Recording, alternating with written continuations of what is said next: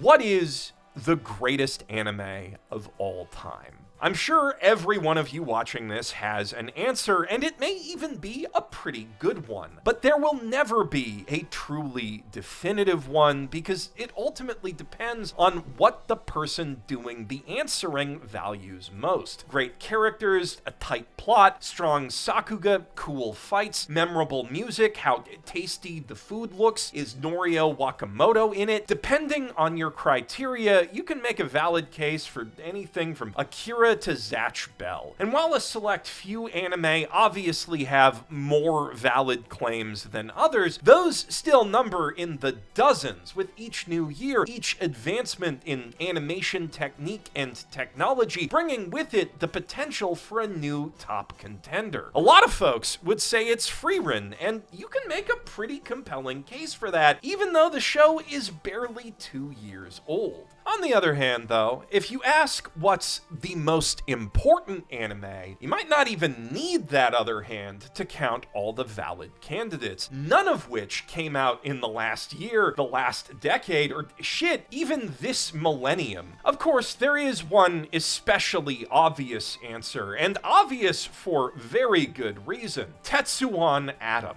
Astro Boy, the original anime, the point where Japanese animation truly began its evolutionary divergence from Western cartoons, the blueprint for shonen action, the prototype for mecha, the start of the manga to anime pipeline, the testbed for the artistic techniques and sponsor-driven cost-cutting business strategies that built the foundation of the entire industry and the cornerstone of its first creator-owned empire.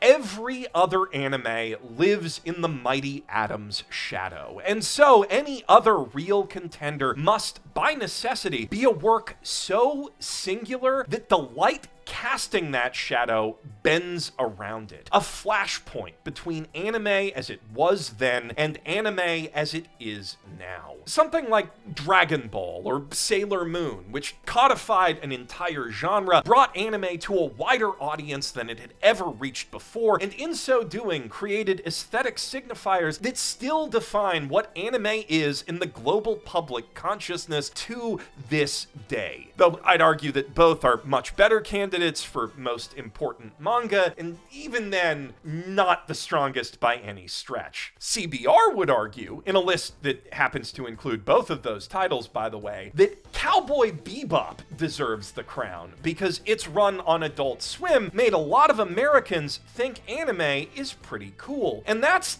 such a laughably wrong answer, it causes me physical pain. But the really funny thing about that is, as wrong as they were almost right. Because at its core, Bebop is really just a space jazz riff on the characters and formula of Lupin III, whose 1971 anime adaptation is, I'd argue, the earliest serious nominee after Astro Boy for most important anime.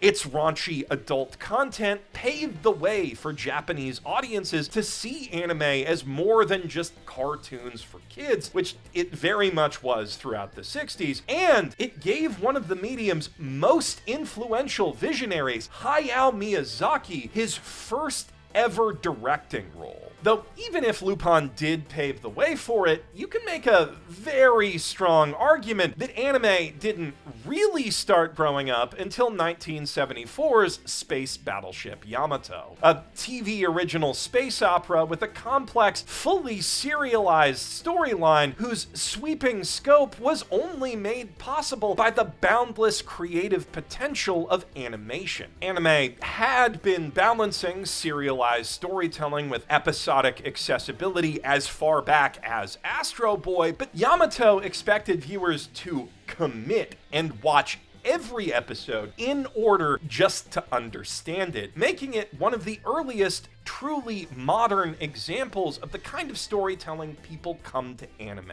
for. And its English dubbed release, Star Blazers, is the first taste Western audiences were ever given of that specific flavor of storytelling. You know, the kind that completely defines our current binge streaming era of digital entertainment. Though, if we are thinking about this purely in terms of truly era-defining works, there's only really been one more since then. The postmodern era of anime as otaku-driven, self-referential art ushered in by Neon Genesis Evangelion, whose success also cemented the production committee funding model's dominance not just over anime, but the entire Japanese entertainment industry to this day. Although, in that last regard, you can argue the films that pioneered that business model, like Nausicaa and Akira, were just as important, if not more so. And what's more, both of those were essential in legitimizing anime in the eyes of Japan and the world as not just good television, but proper cinema. And that is precisely why this conversation is so different and so much narrower from the best anime one. Because unlike quality, which shifts with tastes, influence only grows over time. The further forward we go, the harder it is for any one work to have such an earth-shattering impact that it can legitimately overshadow everything that came before and influenced it, and reverberate far enough to affect all the other works that also branched off from those influences. Like, postmodern anime did start with Evangelion, arguably, but, you know, there's works before that you can kind of say are postmodern too, and Revolutionary Girl Utena was in development at the same time as Evangelion, based on a lot of the same influences, and is, a lot of people would argue, just as important, which means neither one of them can be the most important. I would say that the most recent work with any remotely compelling claim on the crown would have to be 1997's Pokemon anime, which didn't just change the industry, but the whole goddamn world. It broke through the final barriers standing between Japanese animation and global mainstream cultural recognition, and in the process redefined the meaning of brand synergy by creating an inescapable multimedia vortex that bent the course of tens of millions of childhoods toward one singular goal: catch them all. But even Pokemon wasn't the first or only brand that sold a monster-taming fantasy to the kids of the 90s. It just did the best job of capturing that particular zeitgeist. And even the monumental leaps forward that it made for anime were achieved by building on and refining the prior international marketing success of titles like Dragon Ball and Sailor Moon, and, more importantly, the multimedia merchandising model pioneered by the actual, objectively correct answer to this question.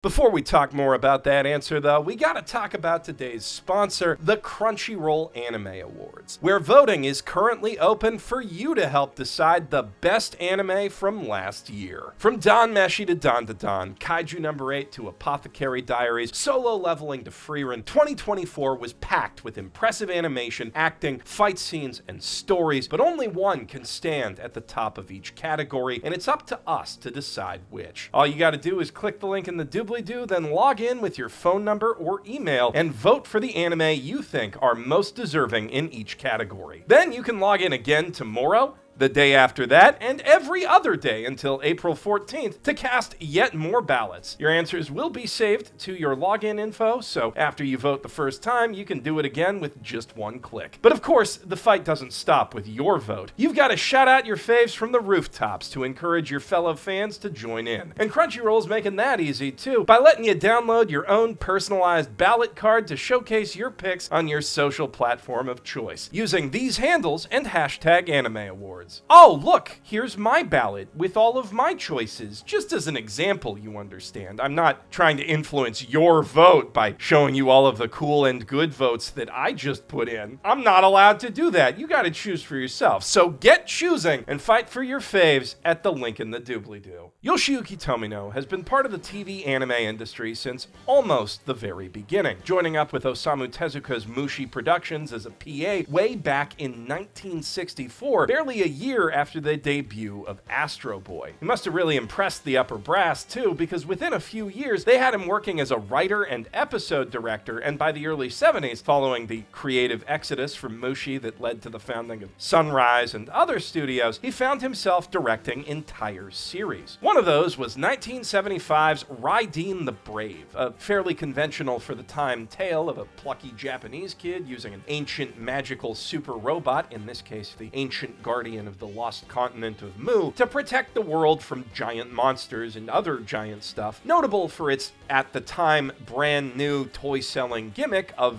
the robot turns into a plane. Now, Tomino didn't invent Transformers. He was only brought on to direct someone else's very profitable idea, but something about the super robot concept must have really spoke to him, because when he was given the chance to create his own IP at Sunrise, basically every series he made had a giant robot in it somewhere, starting with 1977's Invincible Superman Zambot 3, followed by 78's Invincible Steelman Daitarn 3. He started to develop the darker style of storytelling and penchant for killing off characters that would eventually define his entire career, continuing the trend of more mature teen-centric mecha stories started by Go Nagai's Mazinger Z. But even as it clearly inspired him, Tomino felt restricted by the contemporary super robot formula with its rigid good versus evil binary and hand-wavy fantastical world building. He felt there was space in the mecha genre to make a proper mecha space opera in the vein of Leiji Matsumoto's Space Battleship Yamato. Something where the super robots were a little less super, more akin to souped-up versions of the powered armor from Starship Troopers, mass-produced weapons of war that could be used to explore the morally gray reality of international, or in this case, interplanetary conflict. Also, he wanted to see more anime people get slapped.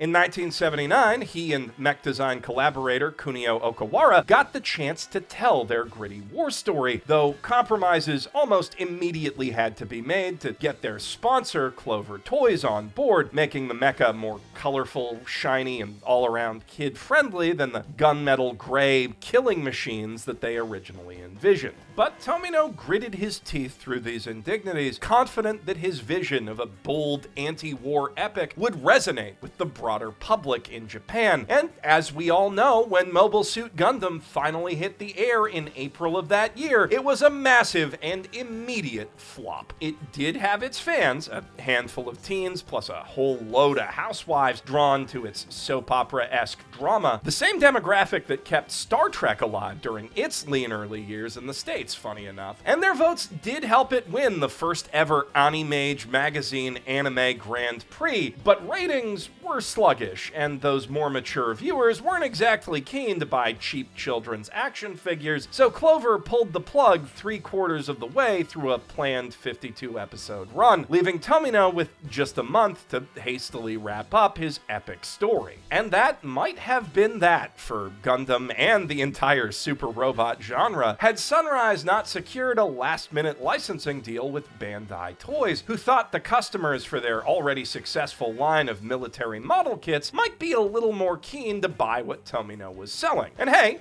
even if they weren't, the kits were cheap enough to produce that it wouldn't be too much of a gamble. They had no idea how right they were. The Gunpla license turned out to be one of the greatest bets that anyone has ever made in business history, and it forever changed the way that anime makes money. Gundam obviously was nowhere near the first anime to successfully leverage the power of merchandising. Astro Boy was selling toys from day one. Children's book series Anpanman built a Star Wars rivaling empire by slapping that cute little dude on any snack wrapper that would take him. Speaking of Star Wars, there is, of course, also Star Wars, and we can't forget about Hello Kitty either. But all of those rely on a similar marketing principle. You like the characters, so you buy shit with their faces on it. Bandai's Gunpla was something fundamentally different. Something that would prove to be orders of magnitude more compelling for those who bought in. A supplementary, parallel hobby with the potential to be just as engrossing as the original source material in a completely different way. So on top of the obvious market of people who just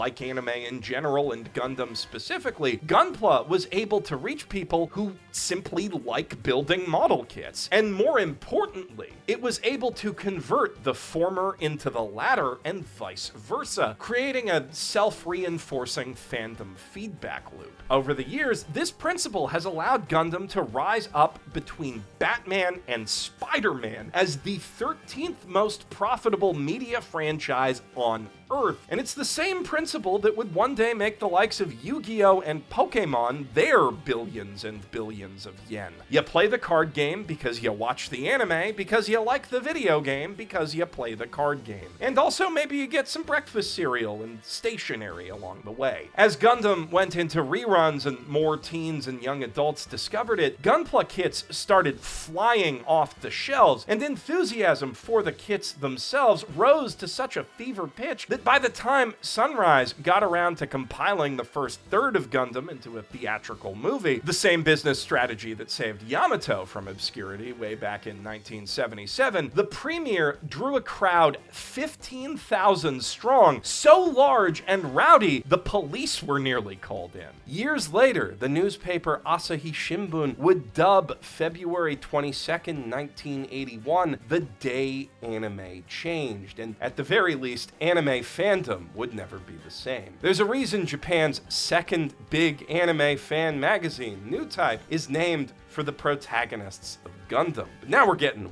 way ahead of ourselves. That film went on to become a multi-billion yen blockbuster, with the next two compilations doing similar numbers, and just as its ingenious merchandise would change the face of anime as a business, that success would change the face of anime as an art form. And not just in the sense that there's an obvious domino chain between that and TV anime films like Demon Slayer breaking the global box office today. Again, Gundam was nowhere near the first anime for adults, or even the first adult-oriented anime to make good money, but it was the first adult-oriented anime to make the most money of anything that year. Unburdened by the Hays Code and the Comics Code Authority, Japan had long ago discovered that there was a market for mature animation and comics, but Gundam proved that market was more massive than anyone had previously imagined, opening the floodgates for not just an entire new genre of grim and gritty real robot war stories, but all of the more mature movies and dark and raunchy straight-to-video OVAs that followed to release with more marketing and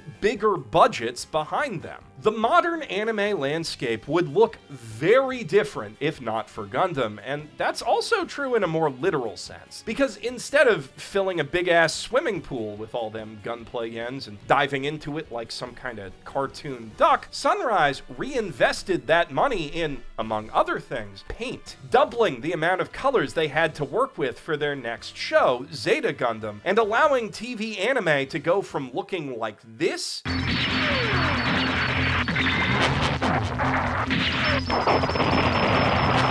to this.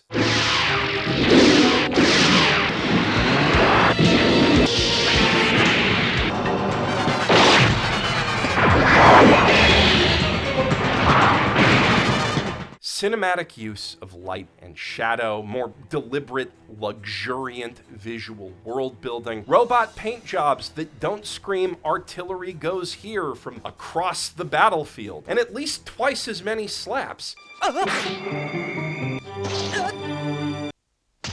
Zeta is Gundam not just as Tomino envisioned it, but as he never could have imagined it. Obviously, it's still a TV show with wildly inconsistent quality throughout its episodes, but there are points, particularly in its credits and eye catches, though also within the episodes themselves, where its animation reaches a comparable level of polish to contemporary anime movies. And that may not sound all that special if you're one of them whippersnappers spoiled by the likes of Demon Slayer and JJ 4K, but this was essentially unheard of when Zeta dropped in '85. Production quality had been improving through the '80s, most notably in other Sunrise shows that also had some of that Gunpla money to play with, and OVAs had begun to blur the line between TV and film by this point, but even in that context, Zeta redefined what was cinematically possible on a TV schedule and budget, and as a result, it still holds up remarkably well by modern anime standards. It's pretty much the oldest TV anime that I'd unequivocally recommend to the kind of fan who worries about anime feeling too old. Though, depending on your tolerance for old school analog cruft, Urusei Yatsura and Macross are also definitely on that table, as is pretty much everything else Sunrise made between the first two Gundams. As much as I'd like to say for the sake of this video's narrative that Zeta and 0079 draw a hard line between classic Tezuka-era manga cartoons and pre-digital modern anime as we know it today, the truth looks more like a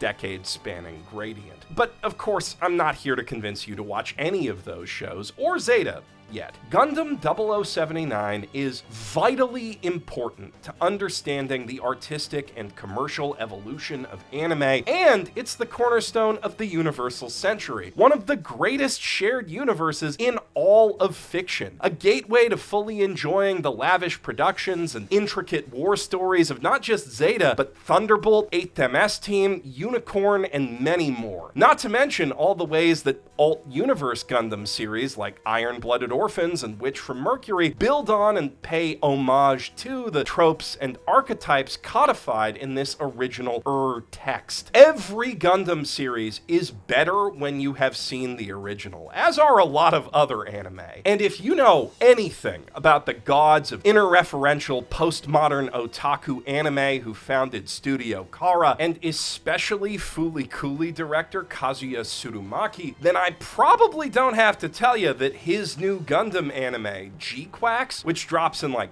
2 days as of me posting this video, is going to be the most prime example of that ever, despite taking place in yet another alternate universe and having a name like some sort of great old one. I'm not speculating when I say that, by the way. I have seen it in a Japanese theater without subtitles, and that did not dilute the feelings of raw hype and unfiltered passion for the franchise and the original anime emanating from the screen. If you're one of the cool and hot people who turns on notifications to watch my videos day one, you have just enough time to sit down and watch the Gundam compilation movies before G-Quacks comes out and the entire anime watching internet explodes with those same feelings, so you can be part of it. And I cannot emphasize enough how worthwhile a use of your time that would be right now. At the same time though, whenever someone recommends the Gundam compilations as a primer for some new impending Gundam thing, or a classic Gundam thing they also think you should watch, that can kind of feel like they're telling you to do homework, right? Like,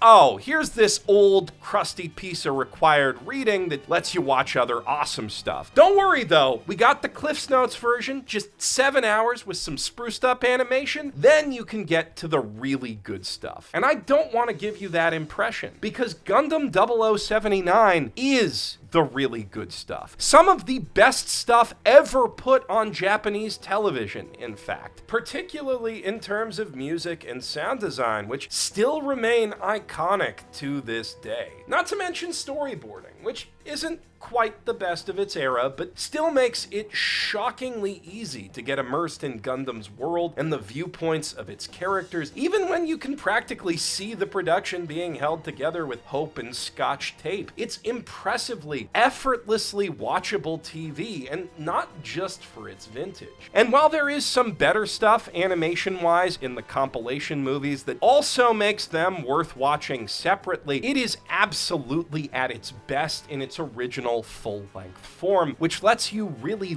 live on the space carrier White Base with her skeleton crew of soldiers and refugee recruits from a destroyed space colony, sitting in the constantly mounting stress and trauma with them during the downtime between battles for survival that have become their daily routine. Because that's where Gundam's story really lives. Not in the big picture of the war, but the very personal tragedies that it inflicts on the daily, and the small human moments shared by its survivors. And it really sets itself apart by taking almost as much time to humanize its antagonists as its heroes, accentuating the tragedy that these complex, sympathetic, often likable and well-meaning characters are pushed to hate and hurt and kill each other by circumstances beyond their control. As a result, both sides of this story have spawned iconic, archetype-defining characters across anime at large, not just the real robot stuff. But of course, Gundam's most impactful characters by far are its deuteragonists. Amuro Ray is an equally gifted and cursed child chosen to get in the world's strongest prototype robot and save the day by the unfortunate coincidence that his dad built the thing. And while Amuro displays an unusual, almost preternatural knack for the technical side of piloting and combat, the emotional toll it takes on him is something else entirely. Episode by episode, we see him retreat into himself as the threats to his life, the things he's lost, and the things he's been forced to do weigh heavier and heavier on him. The pressure to protect his friends and family, forcing him back into fights he's not equipped to handle, and ironically pushing him further away from those he holds dear as he has to harden himself to face the trauma. It's a deeply compelling arc, even today, that brilliantly deconstructs the teen hero archetype so prevalent in early anime, making Amuro an important precursor to most postmodern protagonists, though few anime, Gundam or otherwise, have tried to copy or deconstruct him nearly as directly as his co-star. Char clones are so prevalent in the modern anime landscape that they have their own TV tropes page. Mysterious, often masked, anti-heroic rivals who doggedly pursue the heroes while secretly pursuing their own ulterior motives beneath the nose of whatever main antagonist they happen to be henchgooning for. If this devilishly effective archetype were the only thing that Gundam ever gave the world, it would still be one of the most influential anime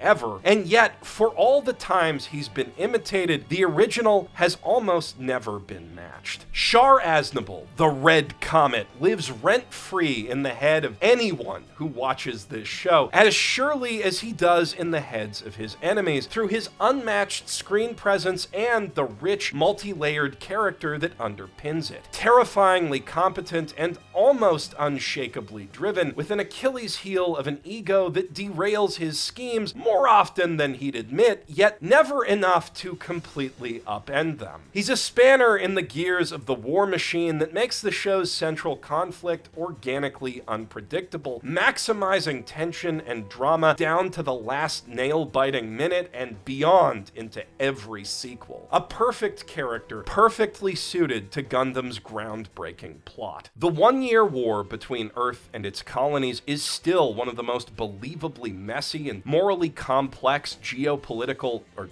I guess heliopolitical conflicts in science fiction. We see the events of 0079 mostly from one side of that war, but there is no good or bad side in this fight. The Earth Federation is an economically stratified, resource-hoarding neo-colonial superpower that brutally exploits the space noids under its heel while offering them zero self-determination, which has naturally fomented quite a lot of righteous indignation. But that populist revolutionary zeal has been co-opted and corrupted by the wealthy and power-hungry Zabi family to place themselves and their friends at the top of a fascist autocracy. The Principality of Zeon. So named for the spiritual philosophy of Zeonism, preaching that humanity must move to the stars both to preserve nature back on Earth and to cultivate the next step of our evolution as psychic beings called new types, which the Zabis have also co-opted to call for racial suppression of the filthy Earthnoids whose souls are tied down by gravity, and to justify dropping some really big rocks down our gravity wells. Rocks covered in artificial atmosphere, and also millions of people. There's no